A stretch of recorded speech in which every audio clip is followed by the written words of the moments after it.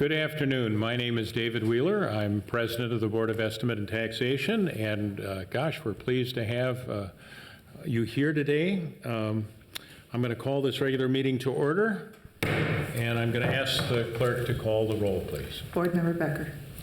Here. Fry. Here. Bender. Here. Bourne. Here. Warsami. Present. President Wheeler. Present. There are 6 members present. Let the record reflect that we have a quorum. In fact, we've got all 6 of us here today, which is great. We have an agenda before us. I would entertain a motion to adopt the agenda. So moved. It's been moved and seconded to adopt the agenda. All in favor say aye. Aye. Opposed, the same sign. It has been approved.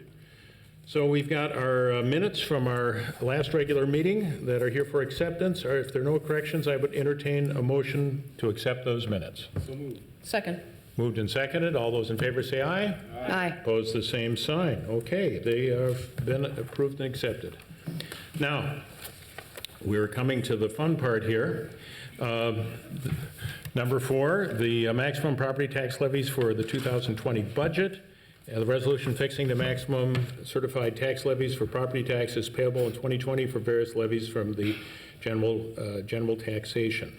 The resolution is before us. Do we have a motion to, and we can have more information from people as needed too. Do we have a motion to approve it? So moved. Oh, second. Okay, we've had a motion and it's been seconded. All those in favor say aye. Aye. President Wheeler, I have an amendment to the motion. An amendment, okay, yes. Thank you, President Wheeler. On behalf of the Minneapolis Park Board, I think this should have been included with folks' board packets. I have a resolution on behalf of the Minneapolis Park Board that was passed in our September meeting, requesting that advancing the Minneapolis Park Board's request for an 8.06% levy. So I would move to amend the resolution as offered, substituting $67,630,000 to $69,164,000, which would change the total to $363,243,000 for the city levy. The motion has been made. Is there a second to that motion? Second. The motion has been seconded. We are now open for discussion. Is there anybody want to speak to this? I'll speak to it. Yes, Mayor Fry. Thank you, Mr. Chair. I encourage my colleagues to vote no on this amendment. The way the Park Board is funded is through a recommendation and or resolution passed by this board that then goes directly to the Park Board. Unlike other city departments where the mayor allocates money specifically for one endeavor or another, for one program or another, from one particular staff or another, like they would do in CPED or with our Minneapolis Police Department or with health. With the Park Board, we just give a final figure. We give money, and then because it is an independent Park Board, the Park Board is charged with spending the money in a balanced way that they see fit. And in this case, we've given significant money. Putting aside the 2020 Parks Plan, which allocate an additional $11 million a year, not even to bring that up, we set out a 5-year financial direction that our finance staff agreed upon, that the Park Board would get an additional $2.5 million for next year on top of all of the money they previously got. In my budget, we funded every single dollar of that $2.5 million and increased that amount by $1.23 million on top of that. So we've given more money. We've given significantly more money beyond that, and the request that we've heard from the Park Board is to get even more. Now, again, what they choose to do with the monies, the historic amounts of monies that we have provided, is their decision. They are an independent entity. But we are at a point now where we've offered significant funding. We've offered significantly more funding. And when I saw the resolution come forward and across my desk, I hit the pause button.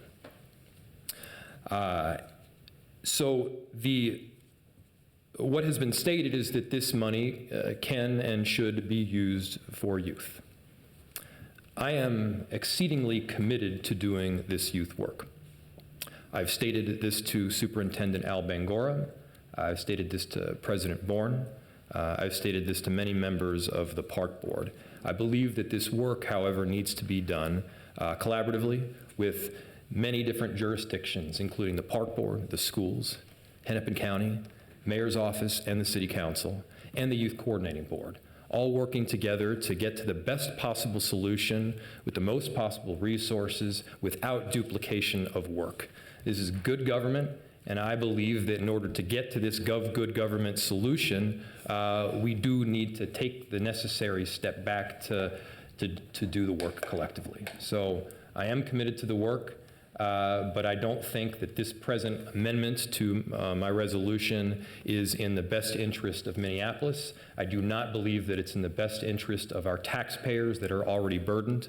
And I would ask that my colleagues vote the amendment to the underlying resolution down. We've had a motion, we've had a conversation against the motion. Would somebody like to speak in favor of the motion? I'll speak in favor of the motion, President. Okay, Mr. Moore. Thank you, President Wheeler. I'm honor bound to bring this motion forward on behalf of the Minneapolis Park and Recreation Board. I think what in the past few months, while we've been having a very robust conversation, I've heard everybody up here all say that they are in favor of more resources for our city's youth. I don't think that there is anybody that is in disagreement with that. I've heard everyone say that they want to work together to find a way to achieve those resources for the city's youth, and I think everybody up here is open to finding ways to do that. And I agree with Mayor Fry. I think that this is a all-hands-on-deck initiative, and everyone should be working to increase our investment in our city's most precious resources, which is our youth. There are a few points of clarification. While this is since 2008, I believe, the second highest levy increase for the entire city of Minneapolis that has ever been offered. And it represents in many ways some very unparalleled investments in a lot of things that the city of Minneapolis needs to be investing in. The one thing that is absent from that, the mayor of Minneapolis has very graciously recommended a funding amount that provides for current service level. Current service level, that number changes year to year, as it does with the city of Minneapolis. And our 5-year projections are certainly a tool. It's not a policy guiding document, and it's a tool that I certainly value, but it is a projection. The youth in the city of Minneapolis are facing a crisis right now. Week after week, we have families testifying at the Minneapolis Park Board asking for additional services, asking for us to put some resources in to help stop the fight clubs at Falwell Park, asking folks to work with our communities near the Cedar Riverside area to give our youth better and clearer opportunities. Superintendent Bangora put forward a very bold vision to close the near generation of underinvestment in the youth of the city of Minneapolis. I appreciate Mayor Fry's willingness to help us get there and close that gap. I appreciate every member of this board's consideration on closing that gap. This is one of our tools in our tool chest. When we look across the philanthropic sector for investing in youth, those numbers are down across the state of Minnesota. Thousands of Minneapolitan youngsters have no place to go after school. And when I see a proposed budget that I love virtually everything in it, I don't see anything beyond a current service level adjustment for the youth in the city of Minneapolis.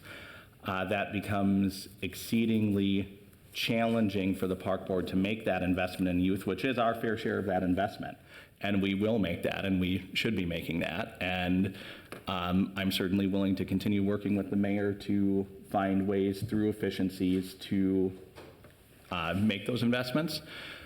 But while we're looking for efficiencies, we also have the opportunity right now to expand the pie instead of having to fight over the crumbs. So I feel like the votes aren't with me tonight for this investment in youth, but I do appreciate this board's support in having a constructive conversation around that. I would also remind folks that this is the ceiling for the property tax levy. This is not the property tax levy. So this motion is asking folks to keep this conversation open while the mayor's office and while the park board and while the city council work together collaboratively. If this ceiling is set today, then one of those tools in our toolboxes goes away today, and that tool is closed off to us, and I think that just makes our work harder. So I would encourage board members to keep this conversation moving. Again, I appreciate the mayor's support and his commitment to youth, and I think we just have a respectful disagreement over the best tool in our toolbox to get that funding. Thank you. We've heard one person in opposition and one person in favor of this motion. Is there further discussion? Yes, please. Thank you, Mr. Chair. I'd like to comment briefly. So I get the benefit of being on the city council. Therefore, tonight's vote is one of the beginning of a process of votes that I will get to take on the budget. So including the final vote on our levy, on the total levy that will happen in December. So I'll just make a couple of comments before we vote. I think it's clear that investing in youth is a very high priority for our city. In fact, it was one of the 3 priorities identified in the city's strategic race equity action plan that was recently adopted by the city council. So specifically investing in youth programming emerged as one of the 3 highest priorities in that process. And I know that is shared by everyone here, and actually everyone on this dais is led in one way or another in investing in our youth and lifting up programming or services for youth. So I have been willing, in conversations with folks here in the park board, been willing to support this motion today. I think for me in December, I would like to see a lower amount than the one here, but I am open to, and knowing that this will probably fail today, still open to having a conversation between now and December about finding ways to augment the park board's youth programming. And I think there are 2 conversations happening. One is we're hearing really exciting ideas from the park board about envisioning a new future for programming in our parks. But we also know that our service level today in parks programming is lower than it has been in recent history. And we know that there's a list of 1,000 youth waiting for jobs in the park board. So while we may be able to work together and collaborate on a bigger vision for the future, we also know that the park board is ready to go today, investing in youth in ways that they have for a long time, in a way that I think my constituents really value and would prioritize. We've made a monumental investment, a needed investment, a long deferred investment in our capital infrastructure, in our parks, and our streets. And I think adding to that with programming for our youth is a worthy priority. I have a lot of questions about the details of city departments' budget proposals. And so while we may have specific questions about the park board's implementation of any additional funding for youth programming, I think the same lens could be applied to many of the proposals that we're just now starting to hear from our department heads. So when I look at the budget, I look at it holistically. We have the same geographic boundary. We collect the property tax levy from the same people, and we represent the same constituents. And so I think this partnership between the elected officials on the park board and the city council, along with the mayor, has been really important and probably at its most collaborative ever. I hope we can all continue that partnership into the future. No matter what happens here today, I think this conversation will continue throughout this year and into the future. I just got the signal that another member of the Board of Estimate Taxation would like to say a few words, and as you do every once in a while, Vice President Becker. Welcome. Once in a while, thank you. Am I on? Oh, there we are. So I'm on the other side of the equation with my concerns. Every dollar that we tax, we take from somebody. I'm not wealthy. I'm looking at maybe a $400 increase in my taxes next year already. That's real money for my family. I am a big believer that if we are going to ask people to give things up, and we're giving things up, a lot of us are giving up. And if you're a renter, 15 to 25% of your rent is going to pay for property taxes. So you're not getting by here either. So I don't think this is like a freebie for you. If we're going to take money out of people's pockets, we have to do it because we have no other choice. That there is no other option. We have squeezed everything as hard as we can because that's hardship for people. And I care about kids. I work to get money for the parks. I spent 3 years getting money for the parks. But I haven't seen a real plan. I haven't seen the details. I don't know where we're going. And I don't know that this is our only option. And until that, I don't think we should be asking for people to pony up money out of their pockets. I think we have partners. I think we also think about what's in the lanes of the park board and what's in the lanes of the school board and what's in the lanes of the library system and other things like that. There are lots of partners out there for youth. We need to make sure that this is the best use of this money. And it's hard for me right now to say that we should be increasing taxes even more than we already are. I'm already uncomfortable with the level that we are. And I think we have to remember that. We have to remember that there are poor people out there, that this is a hardship. And I don't feel that we're there yet with the park board, but levy budget. So until we get there, I would rather wait.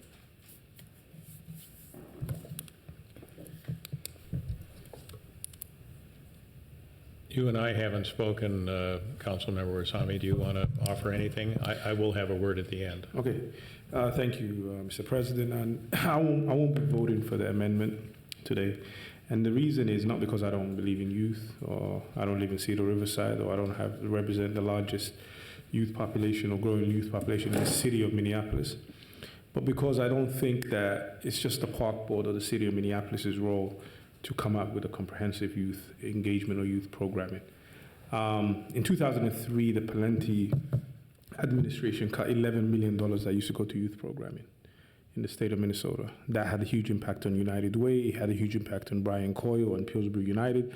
It had a huge impact on our community. So I think we need to think outside the box and have a coalition when it comes to youth programming. That includes the county, that includes the school board, that includes the state, and also foundations as well in our city.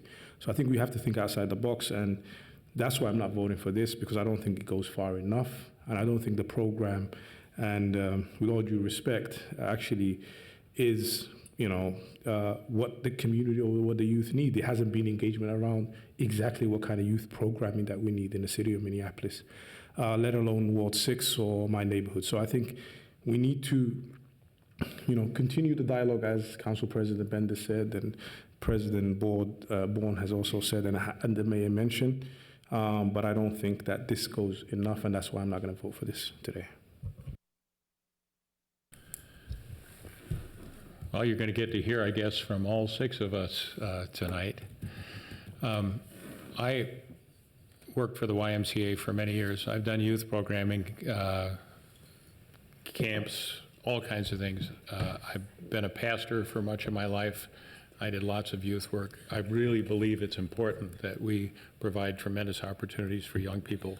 And I think there is an opportunity for us as a community to partner with nonprofits, with schools, with the public sector, and even with the nonprofit sector to have a summit and put together something pretty dramatic that can have a huge impact in the coming years for young people. Last year I sat here and said I couldn't handle anything more than a 5% levy increase. And I lost. I think Ms. Becker joined me in that vote. This is a higher levy increase that's being proposed for us. It's 6.95%, I believe. Do I have that right, Micah? Oh. And that's higher than I'm really comfortable with, but we set a maximum tax levy, and we give the city council and we give the park board the ability to figure out how it is they're going to actually spend their money. And they don't have to spend up to that amount, or they can reallocate things. They are independent, and they're able to do that. we're forgoing any levy at all for our Board of Estimate and Taxation because we're giving up, we have some cash balances. We're going to use that. We're giving that up this year to help contribute to what we're doing in the city. The only thing that makes me comfortable about the levy we're at this year is that in out years, it's going to be less. And so I will vote against this amendment. I will vote in favor, but I think it's really crucial, and I think many people today, everybody at this dais has said it's important to invest in our youth, and I think we can come up with a way to do that in the coming years with all of those partners. I think we've all had the opportunity to speak. I think we are ready for a vote, if I'm not mistaken. Is that correct? Clarify the action. The action will be to vote whether or not to approve the amendment. A vote yes is to approve the amendment. A vote no is not to approve the amendment. Will the clerk call the roll? Board Member Becker. No. Fry. No. Bender. Aye. Bourne. Aye. Warsami. No. President Wheeler. No. There are 2 ayes and 4 nays. So what stands before us now is the original resolution, and we've had a fair amount of background and information on that, so I'm not sure we particularly need any more at this point. Do we have a motion to adopt? Did we do that already? And then we did. We already did. We already did. I'm sorry. We did. I So we're apologize. now on the main amendment. I just got so carried away with everybody's good input. So the main motion is before us now. Clerk, would you call the roll, please? Board Member Becker. Aye. Fry. Aye. Bender. Aye. Bourne. I'll abstain. Warsami. Aye. President Wheeler. Aye. There are 5 ayes, no nays, and 1 abstention. New business. We have another important resolution before us. We have a finalist and a candidate to be the Senior Advisor, Finance Administration to the Board of Estimate and Taxation. And there is a resolution before us authorizing the President of the Board to make an offer for this position. Do I have a motion to approve? So moved. So moved. Is there a second? Second. Any discussion? Seeing no discussion, all those in favor say aye. Aye. Opposed, same sign. So that new business is dealt with. Any directions we have for staff? Any agenda items for the next meeting? If not, we'll entertain a motion to adjourn. So moved. Moved and seconded, all in favor say aye. Thank you for your time and thank you for being here. And it's really wonderful to have so many people at a Board of Estimate and Taxation meeting. Adjourned. And thank you to staff for all the work of putting the budget together. Yes.